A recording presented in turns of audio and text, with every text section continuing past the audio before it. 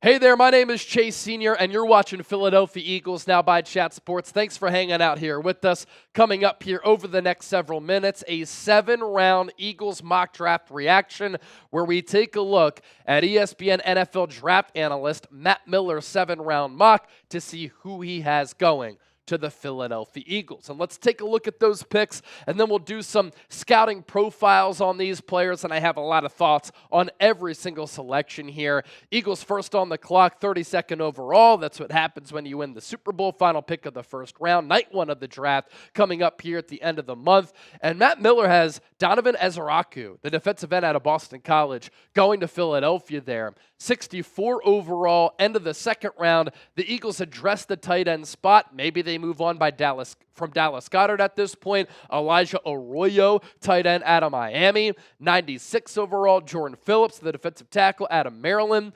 134 overall, Logan Brown, offensive lineman from Kansas. 161 overall, Eagles go back to the offensive trenches. Joe Huber, a guard out of Wisconsin. 164 overall, a few picks after that, the Eagles go with one of Cooper DeJean's former teammates, who I talked with at the NFL Combine, safety Sebastian Castro out of Iowa. 165, a pick later, wide receiver Tez Johnson out of Oregon. And then 168 overall, Teddye Buchanan, linebacker out of Cal. Let's go back to the first round. Here's what Matt Miller had to say about Donovan Ezeiruaku to the Eagles. Draft and replace is Philadelphia's motto, and the Eagles have to replace edge rusher Josh Sweat, who signed with the Cardinals after getting 2.5 sacks in the Super Bowl. Ezeiruaku is a bit undersized at 6'3", 248, but uses his 34-inch arms and first-step speed to get around and under the hands of offensive tackles. He was extremely productive this past year with 80 tackles and 16.5 sacks, the second best mark in the FBS.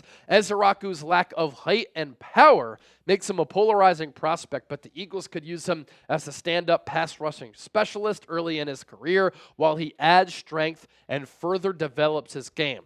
Adding him to a rotation with 2023 first-rounder Nolan Smith and 2024 third-rounder Jalix Hunt would give the Eagles youth and depth as they hope to maintain the league's fiercest pass rush. And obviously, we know that draft and replace is the Eagles' motto, especially after Josh Sweat got a bag and Milton Williams got paid. And because of that, I expect Philadelphia to go trenches heavy at parts of this draft. For Ezeiruaku, yeah, he didn't test all that well in the pre-draft process. Some people worry about his lack of weight and him being a little bit shorter, but you turn on the tape and you see a guy who produces and has produced a lot. And no season better in his college career than this past year. 16.5 sacks, second behind Mike Green out of Marshall, who he himself is a polarizing prospect. 80 tackles, 21 TFLs for Ezeiruaku, with 60 pressures and 3 forced fumbles. This is a player who was playing in a good conference in the ACC.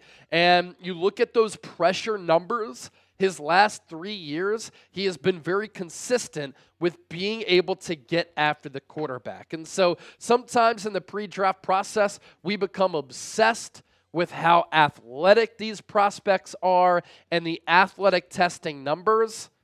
Sometimes I don't worry about the athletic testing numbers. I want to turn on the tape. You can be a freak athlete. You can be a specimen.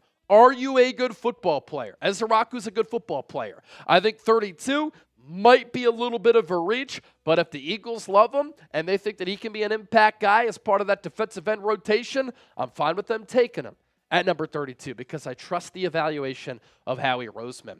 To Elijah Arroyo, going to the Eagles in the second round. Dallas Goedert is still playing well, Matt Miller says. But the Eagles have always been good about drafting ahead of need. This is a deep tight end class, making this a good time to take a swing on Goedert's eventual replacement. Arroyo overcame an injury-plagued career to break out in 2024. 35 catches, 590 yards and 7 touchdowns. He's able to beat linebackers and safeties in coverage with speed, but has ideal NFL size, 6'4", 251, to be an effective run blocker as long as he's able to stay healthy. Played only 5 games combined in 2022, 2023. He's a future NFL starter. I do like the ability to block here for Arroyo. You, of course, get worried about the injury concerns. A torn ACL a few years ago. Only 1 good year of production. Stylistically, he's more of that seam stretching tight end, different from a player like Tyler Warren, who's more of that brute force yak, not a seam stretching tight end, more of that physical, picking up yards after the catch type of tight end. But in this era of the NFL, tight ends in the form of Arroyo, they play and they play well. So targeted 47 times, he caught 35 balls. It's really good from Cam Ward. 590 yards, 16.9 yards per catch, 7 touchdowns. Really good red zone threat. And there were times with Miami this past year where you saw some of that breakaway speed. So what say you? Ezeiruaku, round 1, Arroyo, round 2. Do you like the Eagles' first 2 picks here from Matt Miller? L for like, D for dislike. Share your opinions with me and your evaluations down in the comment section right now. Today's Eagles now, sponsored by our friends at PrizePicks, a wonderful sponsor. We're so happy they're on board here at Chat Sports. Daily fantasy sports made easy. You pick 2 or more players. You choose more or less on the projected stats, and you can win some big-time money. Right now, when you play $5, you get $50 instantly. You don't even need to win to receive that $50 bonus. It's guaranteed. You can also win up to 1,000 times your money. Just go to prizepicks.com/CLNS and use that code CLNS. PrizePicks has more than 10 million active members, billions of dollars handed out in awarded winnings. Let's go some baseball selections here. This is how the game works. Shohei Ohtani against the Braves. More than 1.5 total bases. Okay, all he needs is a double. Bryce Harper, more than a half ribby. And Aaron Judge, more than a half RBI as well. Pick more, pick less. Run your game with PrizePicks. PrizePicks.com/CLNS. Get signed up with the best daily fantasy sports app in North America. We go to the 3rd round here. In scouting, defensive tackle Jordan Phillips. Look at the upper body. This guy is twitched up, and he is in great shape. Pause. He has a great body with that upper half, right? And that's important for a nose tackle, defensive tackle to be able to disengage and get past offensive linemen along the interior. So he's powerful. He's known for his work ethic. He's known for his leadership. Very explosive with that upper body. The issue that I have, the lack of production. So Ezeiruaku, testing numbers weren't great, 16.5 sacks. Jordan Phillips, freak athlete, lack of production here. Of course, you could bank on your player development and try to maximize a player like this, but the production is very minimal here. Good character guy fits in that locker room. If you want to trust your player development to maximize the player, okay, I totally get it. But in the 3rd round, I want a little bit more. 29 tackles, 1 TFL, no sacks, only 16 pressures.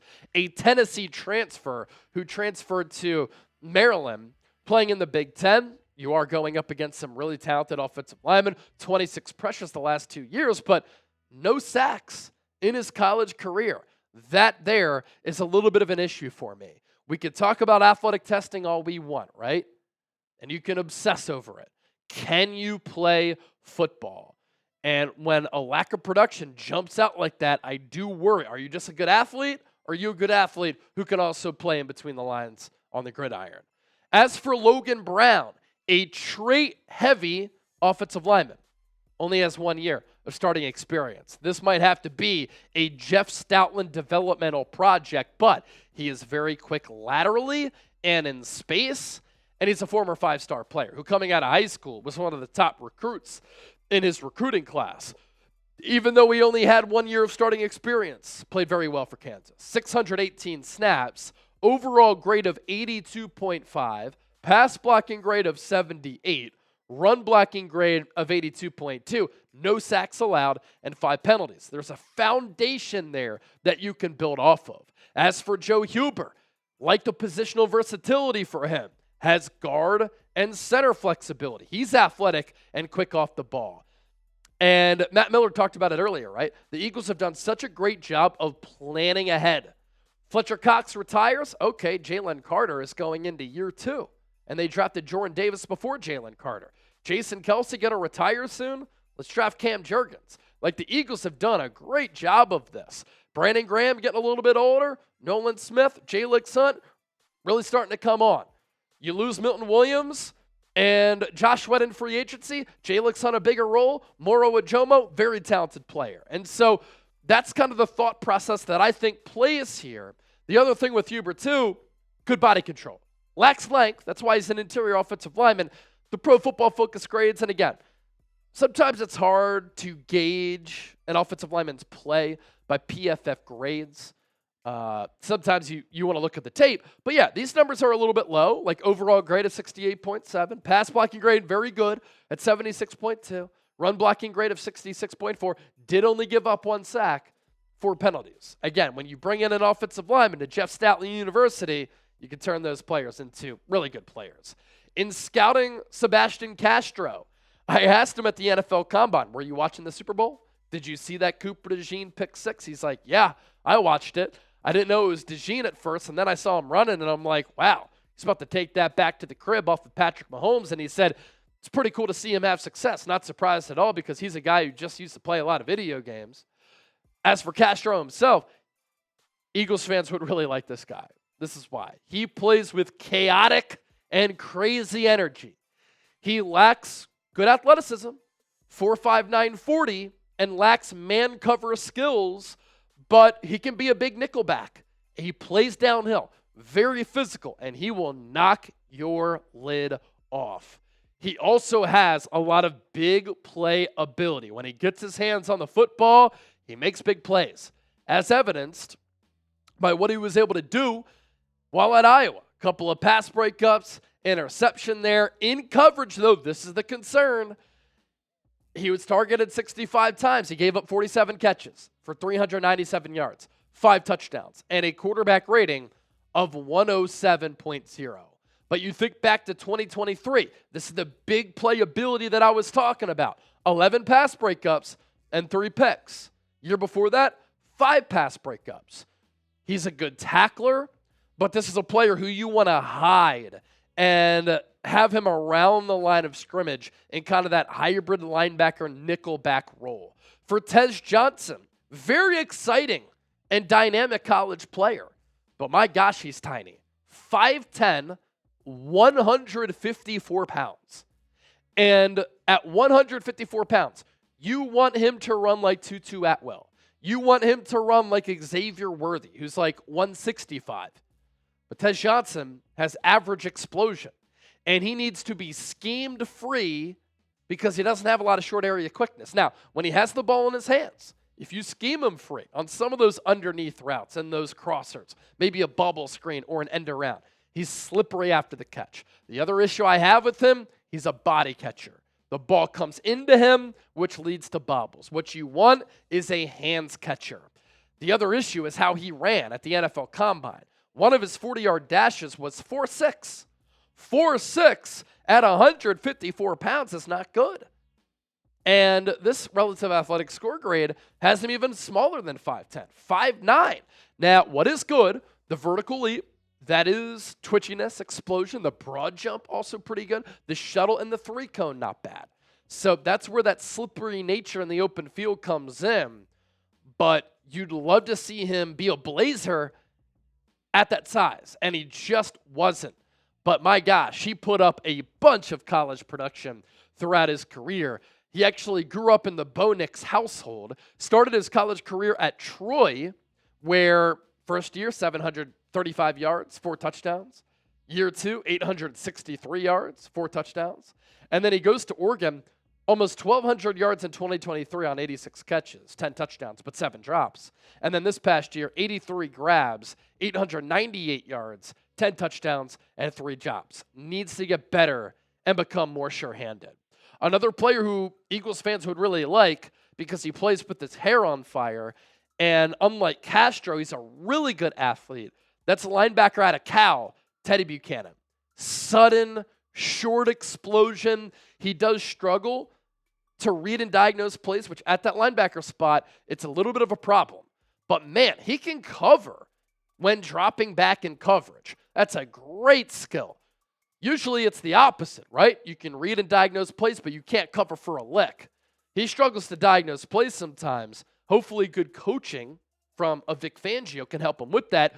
But you're willing to work off that foundation. Very athletic, good NFL combine. He can cover and contribute right away on special teams. You really like the production here as well. 114 tackles in 2024, 12 TFLs, 5 sacks when used as an extra blitzing man, 4 pass breakups, 2 forced fumbles. So a big-time playmaker.